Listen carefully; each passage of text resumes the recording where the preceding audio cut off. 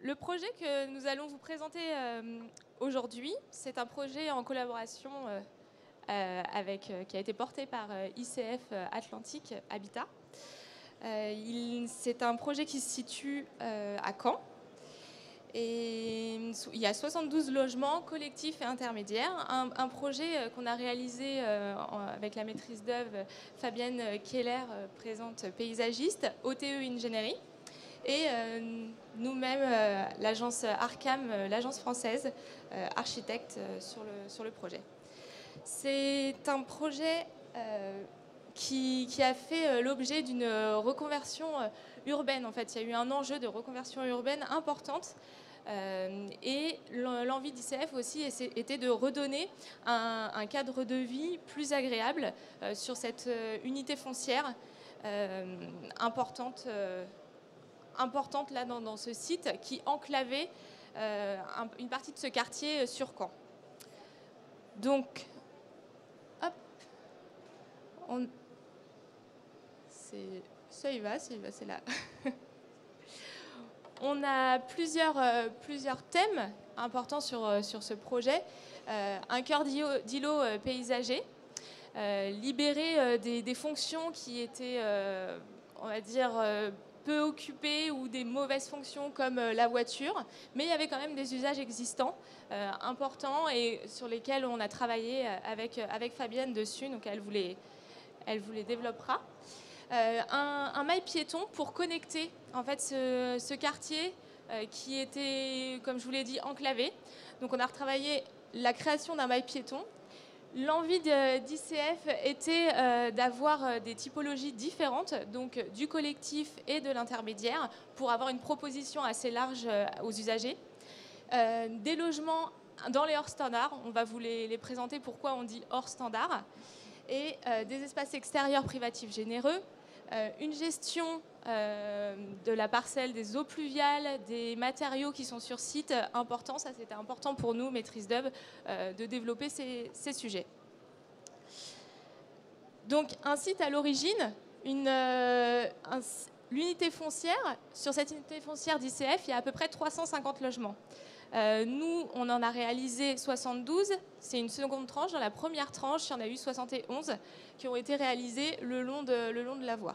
Et une autre partie qui peut-être sera en réhabilitation par la suite.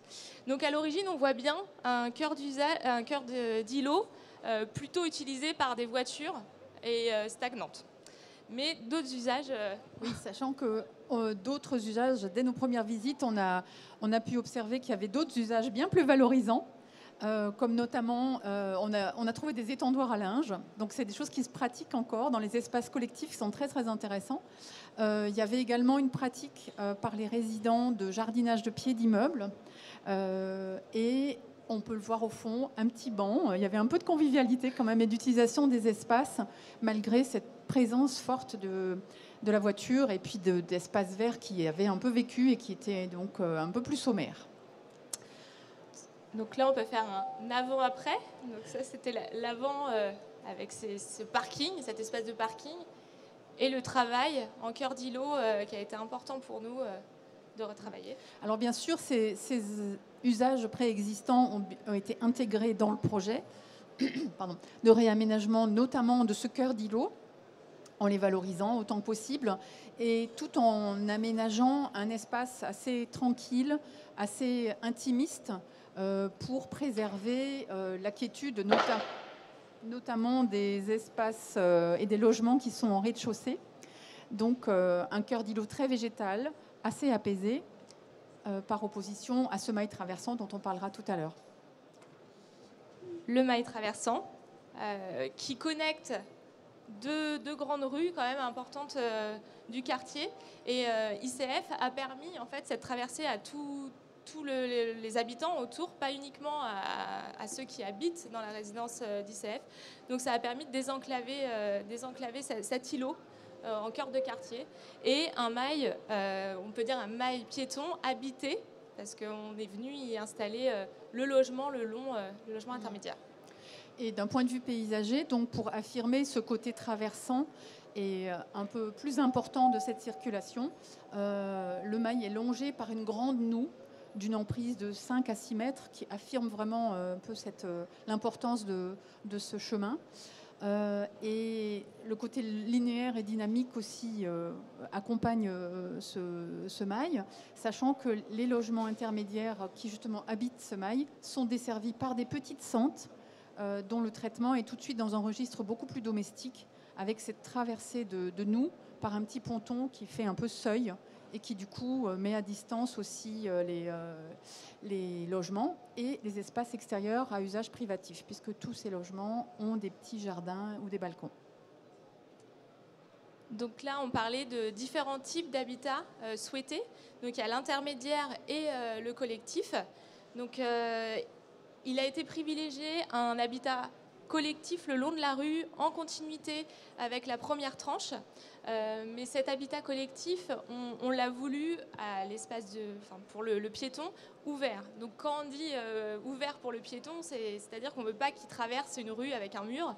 Donc on a choisi d'avoir des failles traversantes ouvertes sur le cœur d'îlot. Donc les halls sont ouverts. Donc quand on rentre dans notre pré-espace avant l'espace privé, on a des halls qui sont ouverts sur la rue.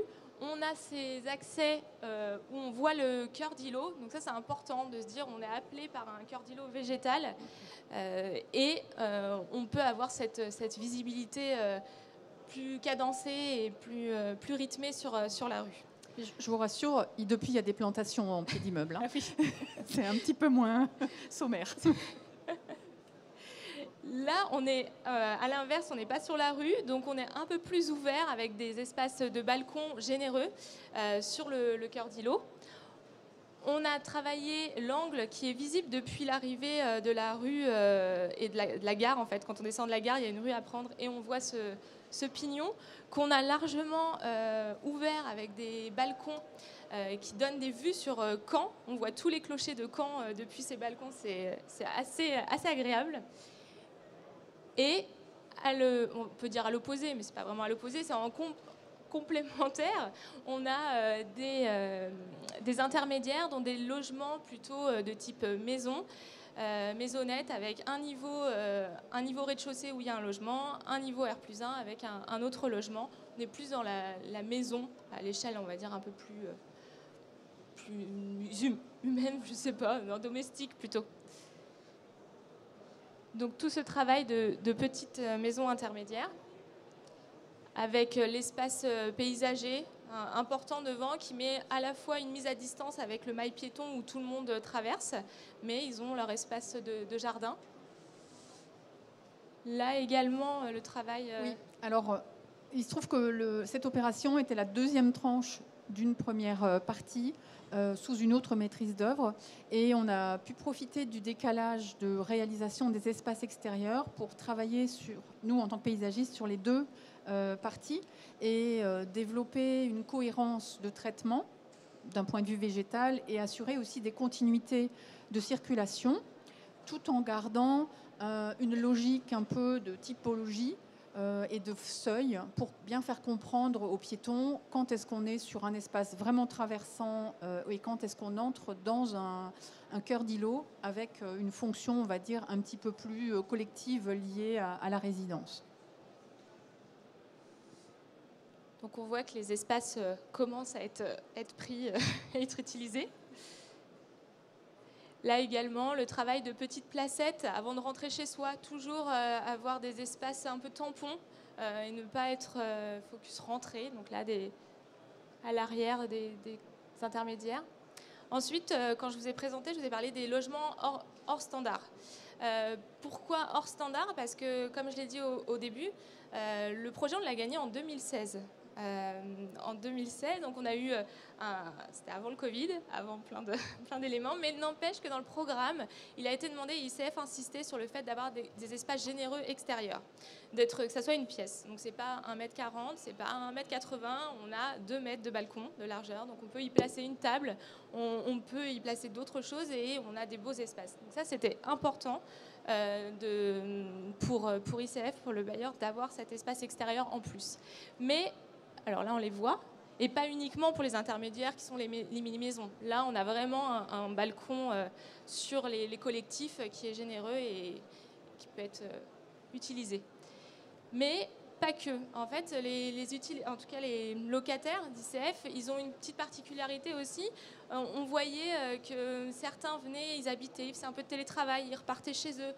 Il y a quelqu'un qui venait. Enfin, c'était une manière d'habiter qui était un peu différente, on va dire. On avait vu ces usages-là et on s'est dit, comment répondre ? Donc, comment répondre, c'est de se dire qu'il y a un moment, on peut utiliser un espace autrement. Donc, on a créé des espaces de télétravail où on peut mettre peut-être un clic-clac aussi s'il reçoit quelqu'un. Donc, en fait, l'adaptabilité, c'est faite. C'était quasiment obligatoire. Et ça, c'était en 2016, avant Covid. Donc là, on répond encore plus à la demande avec les espaces créés dans chacun des logements. De petits bureaux possibles, d'espaces de petits clic-clac qu'on peut inverser en couchage. Mais il n'y a pas que la sphère privée. C'est important d'avoir des espaces collectifs qui soient généreux, sur lesquels on puisse échanger. On revient avec nos courses ou on est en train de pousser la poussette, on se décale. Enfin, voilà, ça c'était important d'avoir des espaces de rencontre. Donc on les a travaillés, ouverts. Pareil, en semi-couvert, il y a toujours des étapes. On arrive, on cherche nos clés, on est quand même couvert pour aller biper. Ensuite, on rentre, on a nos boîtes aux lettres, on peut échanger avec les voisins. C'est vraiment des espaces qu'on a souhaité généreux et ouverts. Là, on le voit, la transparence, il y a les locaux vélos qui donnent également sur le centre, le cœur d'îlot végétalisé. Ensuite, on a travaillé la gestion des eaux pluviales qui était importante. En plus, on a des toitures quand même qui sont à reprendre. Ouais. Alors effectivement, maintenant, de plus en plus dans les projets, cette question de gestion des eaux pluviales à la parcelle est assez commune, et heureusement. À l'époque, c'était encore un petit peu moins, on va dire, standard. Mais sur le site, on a différents dispositifs qui permettent de gérer les eaux de toiture directement en stockage temporaire et infiltration. Donc on a cette grande noue le long du mail piéton qui gère toutes les eaux de toiture des petites maisons intermédiaires. Dans le cœur d'îlot, de manière très discrète, ça ne se voit pas du tout. Et dans les espaces verts, on a des tranchées drainantes qui récupèrent des eaux pluviales d'une partie des toitures du bâtiment conservé. Et on a aussi une cuve enterrée qui permet de temporiser et d'infiltrer l'eau de toiture du nouveau bâtiment collectif. Et concernant la gestion des espaces verts, donc effectivement, il y a un sujet par rapport à ça. Les aménagements maintenant extérieurs sont souvent conçus avec des ambiances beaucoup plus naturelles, beaucoup plus libres, et qu'il s'agit de préserver dans les opérations de gestion. Je me permets de profiter de cette prise de parole pour jeter une bouteille à la mer, à l'attention de tous les bailleurs et des entreprises d'espaces verts qui ont souvent les contrats d'entretien. Il y a un vrai défi à relever qui est de faire évoluer la manière de gérer les espaces verts pour sortir des standards classiques et anciens où on taille jusqu'à épuisement les arbustes. Et au bout de 10 ans de renouvellement urbain, quand on vient sur le site, on se dit « Oh, dis donc, il faudrait le refaire, cet espace vert ». Alors, effectivement, il y a un vrai sujet de savoir-faire et de respect des formes naturelles des végétaux qu'il faut retrouver dans les pratiques des entreprises d'espaces verts pour préserver le côté naturel des ambiances qui sont maintenant beaucoup plus associées au projet, préserver aussi la dimension environnementale. Il y a un sujet de biodiversité et de fraîcheur qui est lié à ces espaces verts. Et il y a aussi une vertu économique. Moins on taille, moins c'est coûteux d'entretenir. Donc il y a un vrai sujet, là, je pense, une petite évolution à trouver dans les futurs projets et ceux qui sont déjà réalisés. Dans les pratiques. Et enfin, pour terminer, on a travaillé des matériaux naturels et présents sur site. Présents sur site parce que le zinc, si on regarde dans le quartier, les toitures sont en zinc, on a fait ce rappel. Le bois pré-grisé, donc un bois pour éviter ces effets de sabre quand il y a le soleil. Donc il a un traitement pré-grisé, il a été forcé au grisage. Donc on diminue tous ces effets de dynamisme, d'évolution qui prend la lumière. Et ensuite, la pierre naturelle qu'on a récupérée en fait, dans les caves existantes des bâtiments qu'on a démolis pour pouvoir en recréer après des murets où on y ajoute les boîtes aux lettres. Donc ça a été un travail de récupération, de réemploi sur site des matériaux au maximum naturels. Donc là, après, on peut le voir, le bois, le zinc, des éléments naturels comme la pierre. Donc voilà, cette petite présentation. Je m'excuse, tout à l'heure, je n'ai pas présenté M. Bouvier d'ICF, quand même, Atlantique, qui est présent et qui nous ont portés sur ce projet, ils nous ont aidés. Et je pense qu'on a réussi à faire un projet tous ensemble en partenariat avec l'entreprise également. Un beau projet qui dure et qui va durer, on l'espère.